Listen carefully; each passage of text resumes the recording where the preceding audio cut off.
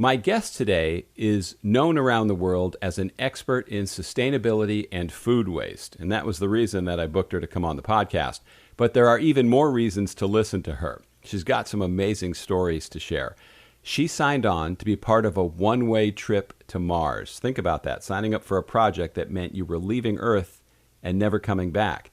Well, it's hard to top that one. She's involved in another big project that's tough to pack a suitcase for, and we're going to talk about that. When Dianne McGrath gets involved in something, she goes big. That's why when she talks about reducing food waste and how it can improve outcomes for society, the environment, and the economy, we might want to listen. I'm George Siegel, and this is the Tell Us How to Make It Better podcast. Every week we introduce you to people who are working on real-world problems and providing actual solutions. Tell Us How to Make It Better is partnering with the Readiness Lab, the home for podcasts, webinars, and training in the field of emergency and disaster services. Dr. McGrath, you said call you Dianne. Dianne, thank you for coming on today. All right, great. Thanks, welcome. George. It's great to join you. Oh, thank you. Now, let's learn a little bit about you before we talk about the reason that you're actually on the podcast. I got to ask you about being a Mars One astronaut candidate. First of all, I said it was a one-way trip.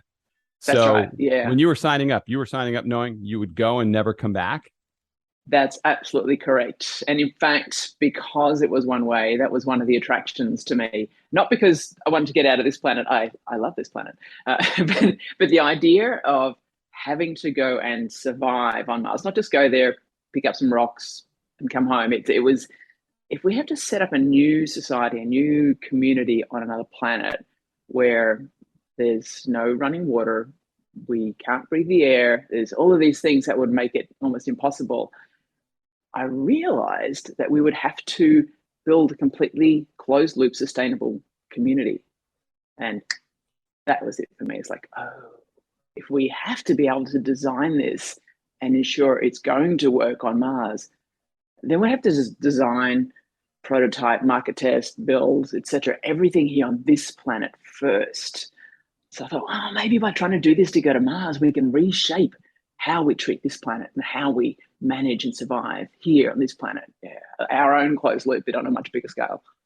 So you were willing to throw it all away. You're still walking away from life here, knowing it's a one-way. I mean, I feel that way every time I get on American Airlines, that it's a one-way trip. But that's a pretty bold thing to do. I mean, to say, okay, you're leaving. I mean, did you see the Matt Damon movie where he went to Mars?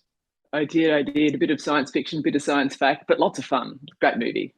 Yeah. So I think that's pretty scary. I read an article in Forbes, which you had told me before we started that you didn't put a lot of stock in, but the project ended up not happening, obviously, because you're here. How do you feel about that, all the time you put in and then it ended up not happening? Yeah, the day that I found out, I was pretty disappointed. And I'd had so much hope for the mission progressing.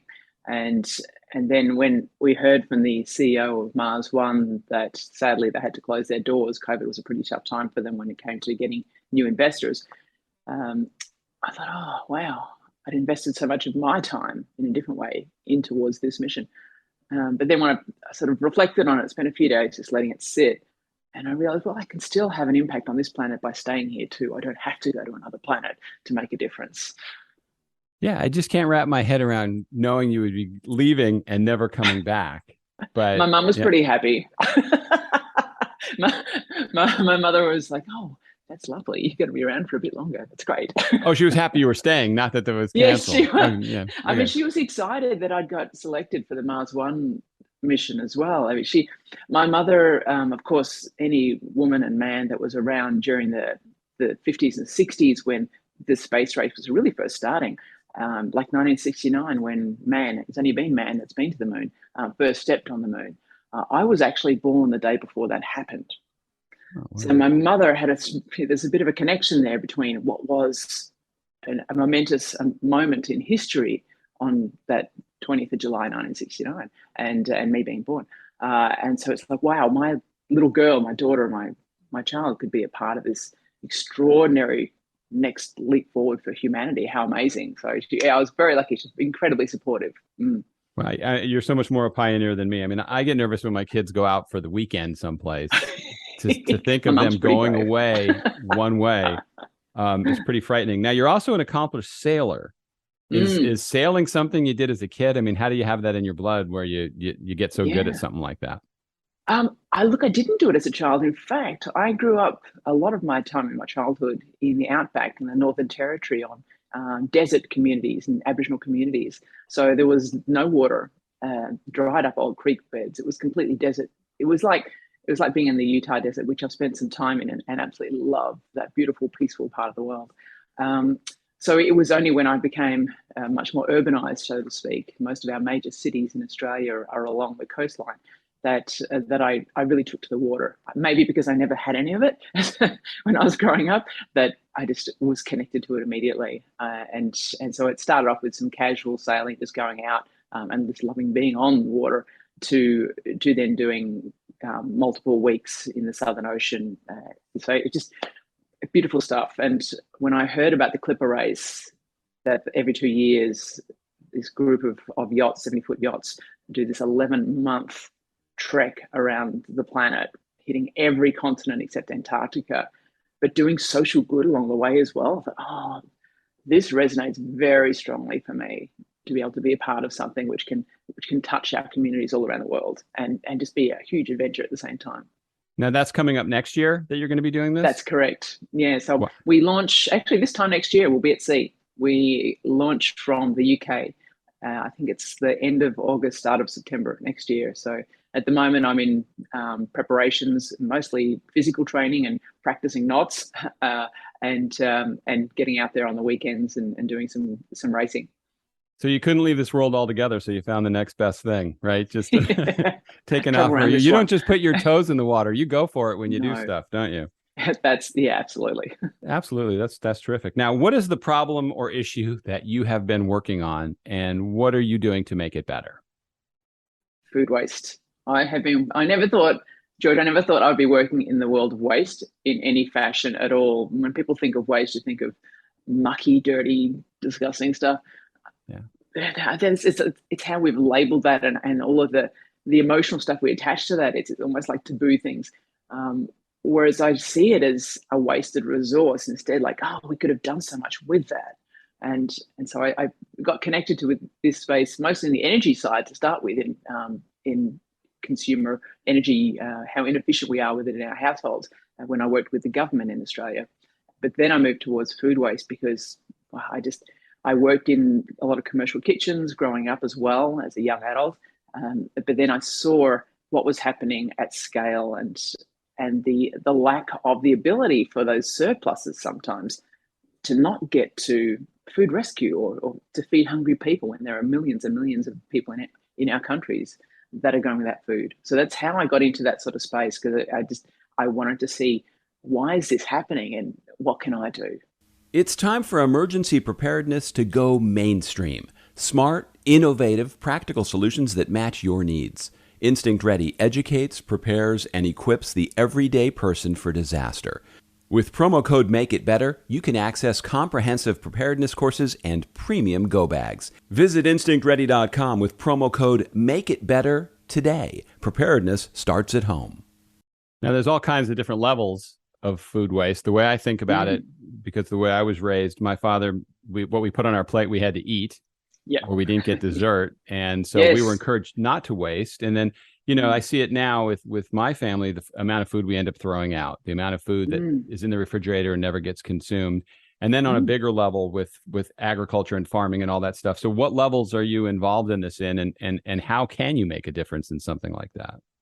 Yeah, so I work with the entire supply chain. In Australia, I'm working with an organisation called Stop Food Waste Australia, and it's a partnership of organisations that was set up through federal government seed funding initially, and is now being supported through the funding of a whole lot of commercial organisations. So the big food companies, the big retailers, so your Walmarts and so forth in the US. In Australia, there are Woolworths and Coles, but also your Compass, Sodexo, Mars, Mondelez, so really big food companies. And so it's a partnership as well of all of the state governments and all of the food rescue organisations across Australia, the big ones, as well as major research companies, to say, oh, okay, how can we make a difference across the entire supply chain from farm to fork, where we sometimes have these problems that at one end of the scale, it mightn't look like a big problem, but by the time it compounds all the way through to the household, it becomes a massive issue. So we work in a way across that supply chain in a way that's with a voluntary group. So we've set up a voluntary program where the big food companies sign up to hands on heart to say, we're going to cut our food waste. And by doing so, we're going to help hit that Sustainable Development Goal 12.3, which is to halve our food waste by 2030. And actually, I must pause here for a moment. Big applause to the US, because under President Obama, when he was in, I think it was back in 2015, 2016, the US are one of the first countries to strive for this before it was even fully ratified under the UN, to try and work towards a halving food waste by 2030 goal. So bravo, and there's some amazing work being done in the US because of that, and we've got a bit of catch up elsewhere in the world too. Isn't it nice to be leading the way in this way, in social good as well as environmental good? Yeah, it's nice to hear something good. So how do you measure this? How do you establish, okay, this is what we're doing well? What are the measurables to know if it's being successful? And to get good data in food waste is pretty tricky. I mean, every individual business, because we work with everything from, as I said, the retailers through to the manufacturers to the agriculturalists and all of the food service and hospitality institutions too. So everybody tracks food in a different way. If we think about even our households, George, we buy our groceries, we might write a shopping list and we throw stuff away, but do we actually ever calculate what the cost of that was, or how many pounds that was that we've thrown away? And if every household in the US actually did that, they would find that every individual person in their household is throwing away the equivalent in weight of a loaf of bread a day. So a pound of food per person per day in the US is thrown away, which if it was, I'd be like, oh my God, really? Am I throwing that much away? So by actually paying attention to it, that's the first step. And businesses are starting to do that here. It's not mandatory to measure waste, but any of the businesses that sign up to the voluntary agreement program, which is called the Australian Food Pact, have to record their waste. They must work out where they're wasting food, where am I bleeding food, but also bleeding dollars along my supply chain. And companies, when they've started, they joined up the pact, which only started late last year.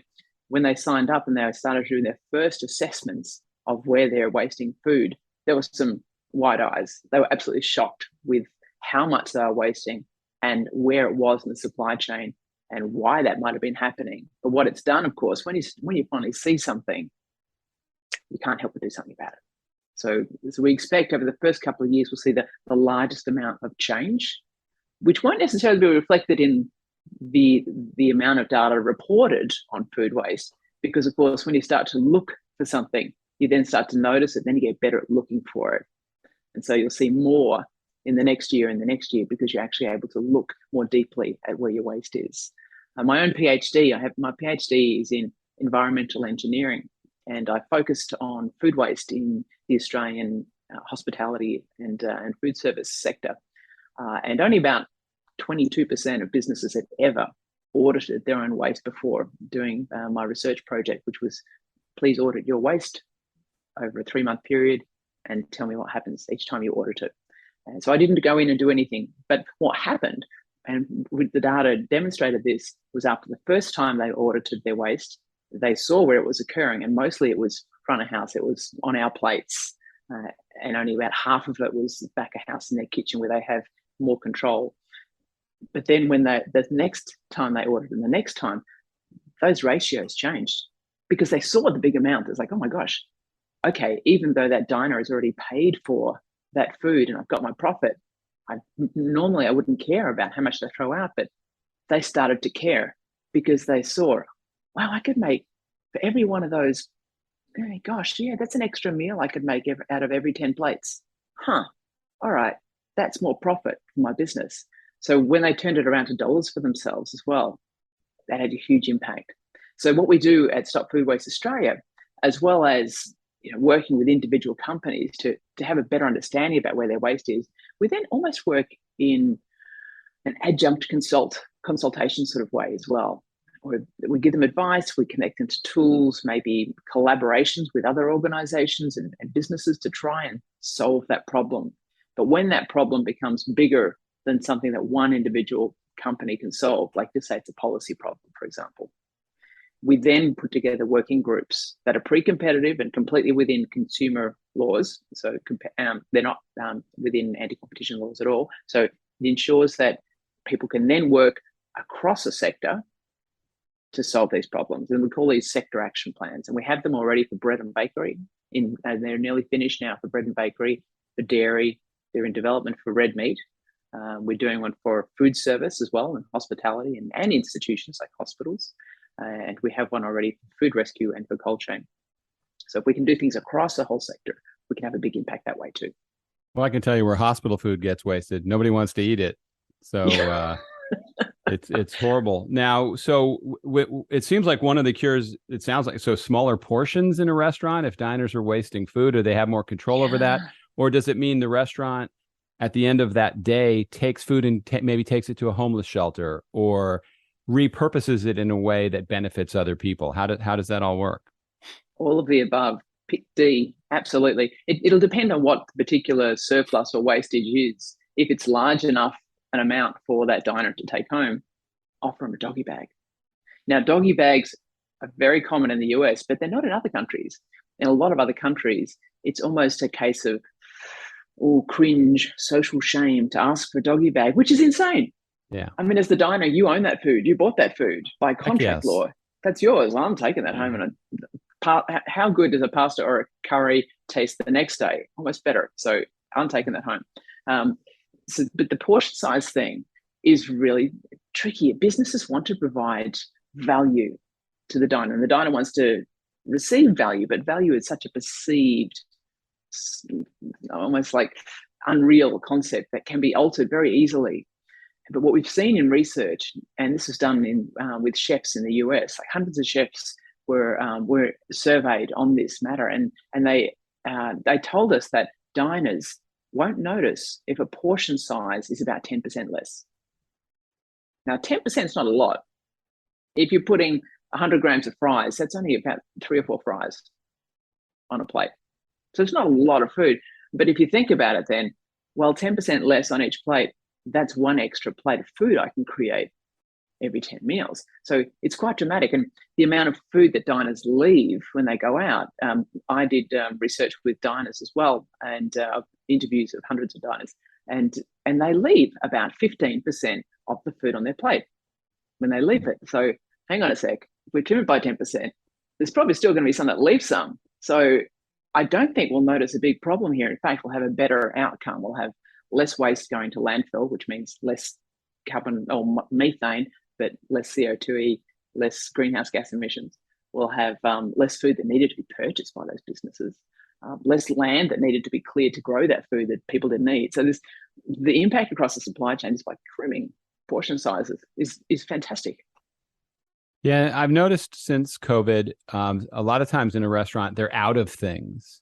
And this seems like this could possibly lead to that. Okay, if I'm going to be smarter about what I'm wasting, maybe I won't have as many of it. So we won't have as much of the prime rib or the salmon or something. Does it work that way also?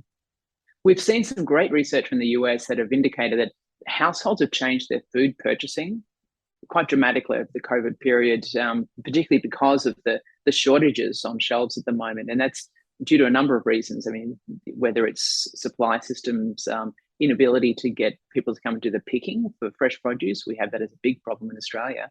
And so we end up with a real lack of what is used to be standard produce, or it's become so expensive that people don't buy it very often. It's a treat. It became a treat to have a lettuce here in Australia at one stage because we had so many floods, as well as a lack of people to be able to harvest the produce. So it was like hen's tooth. It was so gold in its value that people just didn't buy. And we saw in the fast food restaurants, the QS quick service restaurants, such as your Burger Kings or McDonald's, you would see signs on the windows saying, "We will charge you the same for your burger, but you're going to get less lettuce in it at the moment."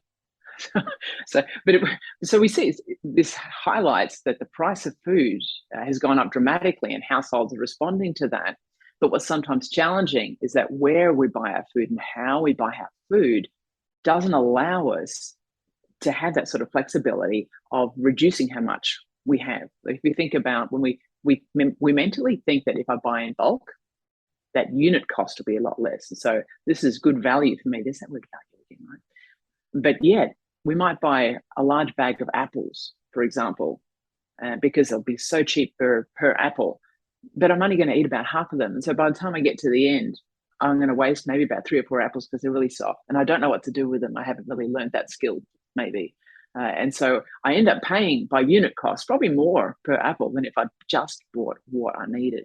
So sometimes our retailers, our supermarkets, don't help us in that way. They think they are, but they're not. They're actually almost creating ways by encouraging us to buy the 2-for-1 offers or the things in bulk.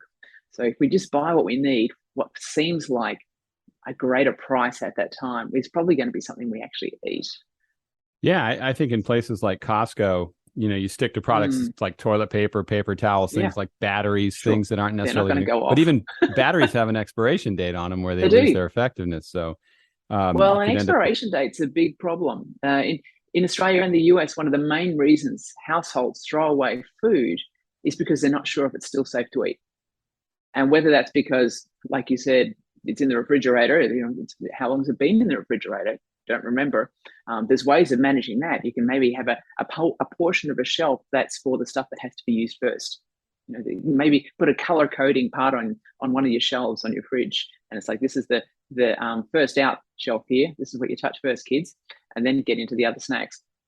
But the other part of the story is the actual date labels on the food. And there's use by date, there's best to use by date, there's best before date, there's packed by date, there's freeze by date. There's all of these other dates. And we find that only about half of householders understand what all those dates mean. So let's simplify that a bit. Yeah, please do, because I know milk, okay, that one's pretty accurate. And sometimes it goes bad before that date based on how it's left open. But how could people push those boundaries a little bit? Well, there's only one of them that really makes a difference when it comes to food safety, and that's use by. And so you can almost think use it or lose it. And so when that date is what you're seeing, once it's past that date, you really need to think twice about whether you're going to consume that food. Doesn't mean it can't be used. For example, milk, when it goes off, and you can do the sniff test. Actually, some of the solutions harken back to our grandparents, really. We didn't have dates and we didn't have all this complex packaging. It was very simple. But my grandmother, this milk smells bad, can't use it anymore. But you can, because sour milk makes fantastic bread. So, we have to relearn ways of reusing our produce. For example, our soft fruit and veg, for example. Fruit, you can make smoothies out of it. Vegetables, here's part of a soup or a stir fry. So there's lots of different ways we can repurpose, which is what you touched on as well for our food service, our restaurants and cafes. They could be reusing some of the softer produce that they didn't get to put into a meal today, can turn into something else for the special of the day tomorrow. Vegetable lasagna is always a good one. I think it's just that fear factor of getting sick because you're eating something that you think is expired. Yeah, and we're a bit more sensitive towards that, I think, at the moment, George. After a couple of years of COVID being such a real issue when it came to how we felt safe, when it came to our, sanitation. We maybe over-sanitized sometimes. We washed our hands so many times, and some of us probably don't have swirls anymore on our fingertips. But what we have is a sensitivity towards how safe our food is. How has this been treated? The pendulum will gradually swing to something a bit more sensible, I think. But in the meantime, while we're still in a world where we're unsure about what will happen with COVID or any other sort of infectious disease, then being aware of how we can be safer with our food is not a bad thing. It's just about thinking about what are the implications of that. We can always reheat things. As soon as we cook food again, it has a chance of being safe.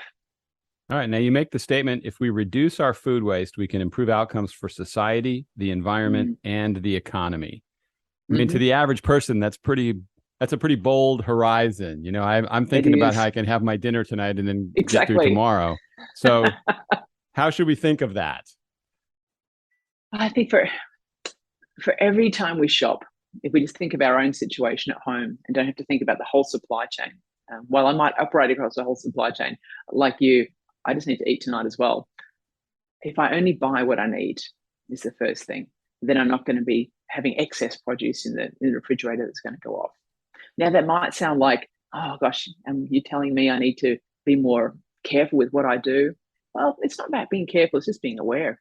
In this current situation, food prices have gone up so much in the US. In fact, they've gone up so much, like I think it's about 12%, some crazy amount for households to pay for food in the last 12 to 18 months versus only half as much that the increase has been in when you dine out. So, which is usually the opposite. Usually food costs go up more when for dining out than they do for eating at home. So it really does mean that we have a chance now to leverage what is a difficult time to think, how can I save some money by buying food smarter? And then can I put some of those practices into how I just manage that food ongoing when the economy picks up again? So, and when I talk about social good, and here's where we all have an opportunity as households too.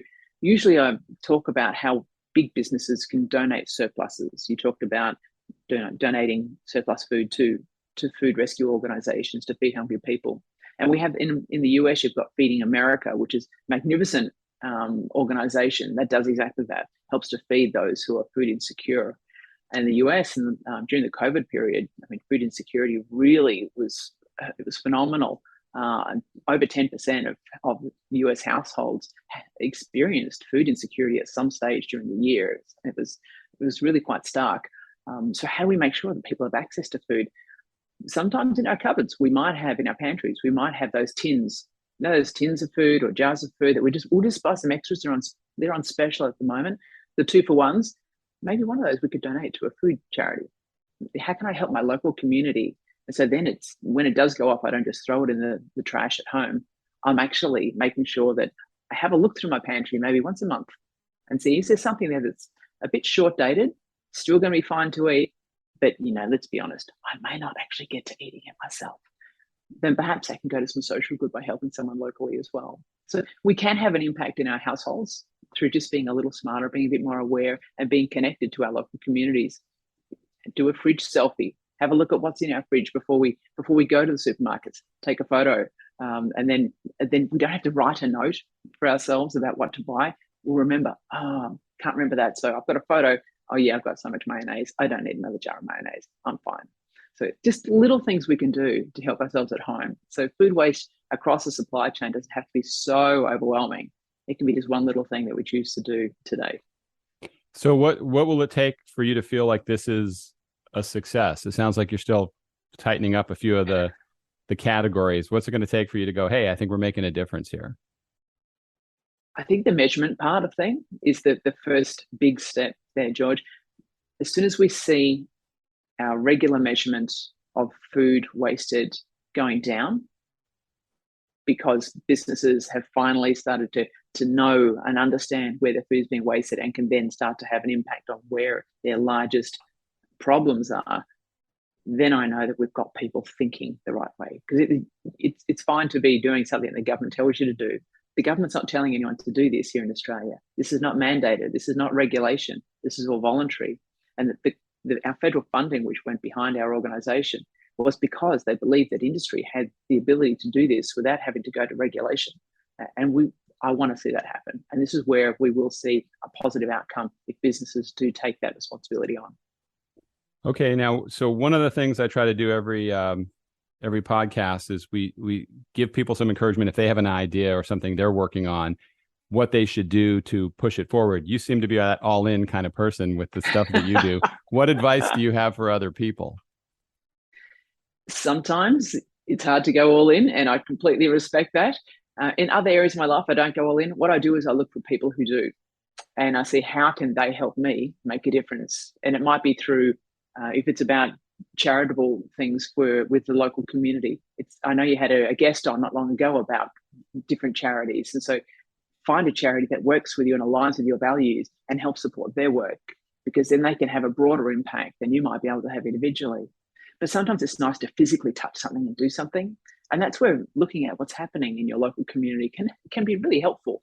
What are the different sorts of, I guess, not just food charities, but cooperations? Maybe there's food rescue. You can volunteer some of your time. There's lots of different ways. So have a look in your local community to see where you can make a difference.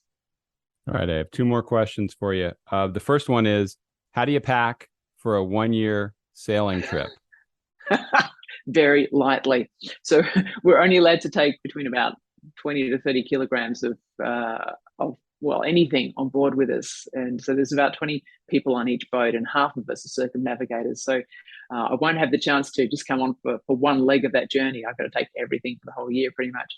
I think about a bit like food efficiency. If I was designing a menu for a restaurant, I'd think about ingredients that I could use in almost every dish. So when I'm packing for a trip around the world in a boat for 11 months, I need to pack things that I can use in almost all conditions. Yeah, that's probably a safe thing to assume. Now, behind me, there's a bunch of stuff going on. I have all kinds of pictures and creatures and things and stuff. You have one picture behind you. What is that picture of? The picture, you probably can't see it very well. I'll try and change my camera there. It might see it a bit better now. It's Sydney Harbour Bridge. Okay. So I'm based. I used to live in Sydney. I now live in Canberra at the moment, in the ACT, Australian Capital Territory. So Canberra is our national capital. So it's like living in DC, essentially. A lot of public servants here, like in DC, and it's where our government sits. And I live maybe a few blocks from our Parliament House, and it's times of the year is very exciting. But I used to live very close to Sydney Harbour Bridge, and part of my route when I would go running in the morning, would be to try and see, can I get past the bridge? Can I go under the bridge? Because I loved being near the water. It was so important to me to be close to water when I lived in Sydney. I just felt that I was connected to nature then, even though I was in this huge urban environment, huge city. There was this spaciousness of the beautiful blue. And so this is always my connection to it in the mornings, to run past the bridge. Fantastic. And, I'm sure you're disappointed that one-way trip out of here was canceled, but maybe we're all better off that you didn't get on that rocket, because it sounds like you're getting a lot of stuff done here. Thanks, George. That's really sweet. Yeah. So thanks for coming on. I look forward to, hopefully you're going to be posting stuff about your trip. Is this stuff going to be, we can follow online? Absolutely. Yeah. If you check out my website, it's diannemcgrath.com.au, and you can find out more about what's happening in the food waste world. In the US, you can go to refed, refed.org. And in Australia, it's stopfoodwasteaustralia.com.au. And any other social media stuff you have, I'll put in the show notes so people can get in touch with you. But certainly look forward to tracking your progress on that trip. That sounds like it's going to be spectacular. Dianne, thanks so much for coming on today. Thanks, George. It was great. Thank you so much for joining me on today's Tell Us How to Make It Better podcast. All the contact information for Dr. McGrath is right there in the show notes. And if you have any questions for me, things you want to see on future episodes, or comments, complaints, anything you want to talk about, there's a contact form that goes directly to me, and I will get back to you as quickly as possible. Also, if you enjoyed what you were listening to, and you can share the link to the podcast, you can also subscribe to the podcast, even leave a review. That would be a tremendous help as well. Thanks again for listening. See you next time.